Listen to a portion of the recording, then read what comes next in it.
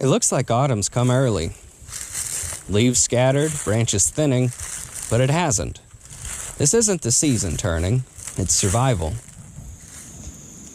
The ground is hard, grasses have browned, and everything else is wilting, withering, and drying out. This year's drought comes on the heels of an unusually wet summer.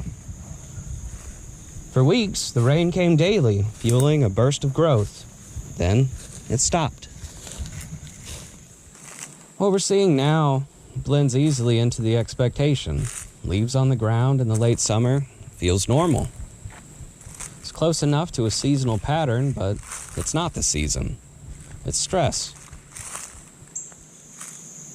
I mentioned it to my wife, saying, I hate seeing the trees lose their leaves so soon.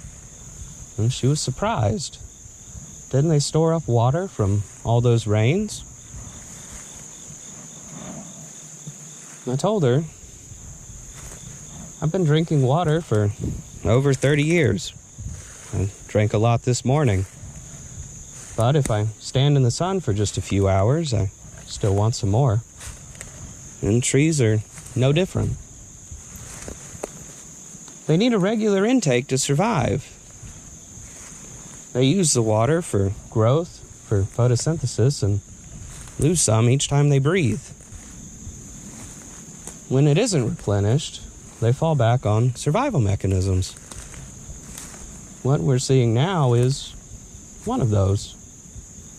Trees pulling nutrients from their own leaves, shedding them to conserve what's left. It looks like the seasonal change, but instead of being triggered by shorter days and cooler nights, the threat of coming winter, it's self-preservation. This makes me think about the quiet ways that life copes with hardship.